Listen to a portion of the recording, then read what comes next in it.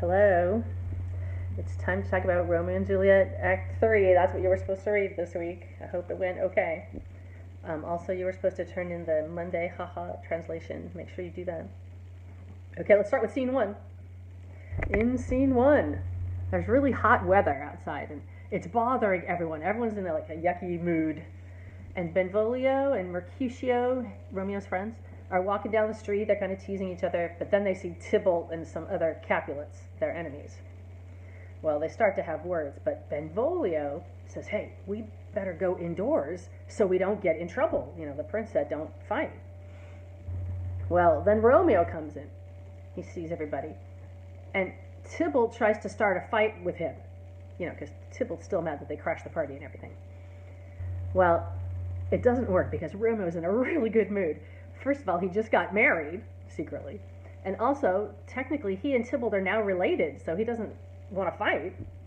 Well, Mercutio says, I'll fight. And Mercutio pulls out his sword, and Romeo tries to stop them. And he reminds them, hey, stop. The prince has forbidden fighting. He said we can't fight anymore. We're going to get in trouble. And while Romeo's trying to stop them, Tybalt goes under Romeo's arm and stabs Mercutio. And as Mercutio's dying, he says, a plague on both your houses. He says, disease fall on both your families, because it's the family's fault that he is dying. Well, Romeo's mad at himself that marriage and Juliet has kind of made him soft. His friend just got stabbed. And Benvolio comes back in and says, hey, Mercutio's dead. And Romeo can't believe it. These are his friends. And Romeo gets super mad, and he stabs Tybalt because he stabbed his friend. And then Romeo's like, oh no. He says, I'm fortune's fool. I have the worst luck. Well, then the prince comes out. The prince comes out and asks what happened. And Benvolio explains, Romeo's friend. And he explains truthfully. And the prince says, well, Tybalt killed Mercutio, and Romeo killed Tybalt. But Tybalt would have gotten the death penalty anyway, because I said no more fighting. So, I'll tell you what I'm going to do, the prince says. He says, Romeo is banished. He's kicked out of the town. If he ever comes back, well, then he's going to get the death penalty. Okay, but that's what the prince decides. Banishment instead of death penalty. Because what he did is really give Tybalt the death penalty anyway. Okay, in scene 2, well, Juliet is at home in her room, and she's waiting for night to come so that Romeo can come over and they can have their honeymoon. Okay, she gives a big monologue. Mono 1. So she gives a big monologue, a speech by one person, talking about how she can't wait. Well, the nurse comes in with the rope ladder, because that's how Romeo's supposed to climb up to the bedroom. But the nurse is crying, oh, he's dead. Well, we know she's talking about Tybalt, but Julia thinks she's talking about Romeo.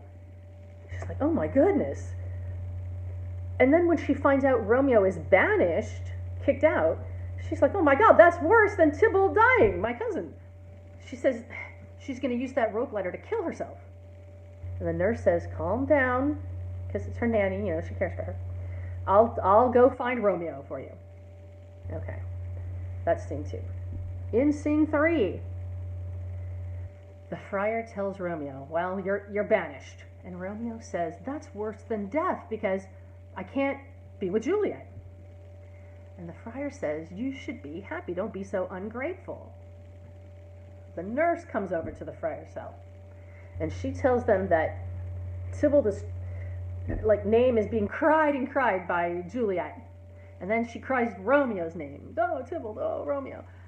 And Romeo feels so bad, he offers to stab himself. Wherever his name is, he's like, let me just get rid of my name if it's upsetting Juliet that much. And the friar tells him to calm down. His crying and his getting ready to stab himself is ridiculous, and that he should be happy. And the friar gives a big monologue, a speech by one character, about how he should be happy. Well, the friar says, okay, I get it, you're upset. Go have your honeymoon tonight, but you have to leave before sunrise, early in the morning, because you're going to get caught, and then if you get caught, you're going to get the death penalty. So the friar tells the nurse, hey, go tell Juliet that Romeo is coming. Okay, that's scene 3. In scene 4, the Capulets are talking to Paris, because he wants to marry with Juliet. They all don't know that Juliet already secretly got married to Romeo. But they're going to let Paris and Juliet get married because even though she's kind of young to get married, they see how sad she is and crying and everything, and they want to end her sadness. Okay? This is where the dad gives the Monday ha-ha speech that we translated this week. And he says, what's today? Monday? Oh, well then Wednesday's too soon, but you can marry her on Thursday.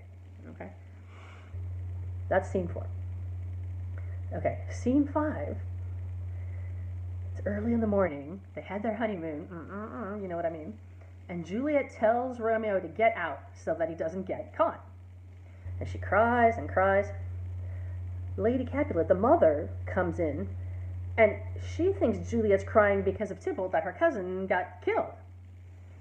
And she tells Juliet, oh, you're going to marry with Paris next Thursday. Trying to cheer her up, And Juliet says, no, that's okay. We don't need to hurry. There's no rush. And the parents get mad that she's not obeying them. Well, then the nurse tells her, listen, Romeo got banished. He can't come back to town. You may as well marry with Paris. Try to have a normal life. Juliet tells the nurse to tell her parents that she has gone to Friar Lawrence's cell to confess her sins. She's going to swear all the things that she's done bad, because they think she's being disobedient, She can't believe that the nurse told her to commit bigamy, like marry more than one person. That's not right. And she's really unhappy with the nurse to tell her that. And it's like she's lost her only teammate or friend. And that's the end of scene 5. That's the end of Act 3. I hope you got it.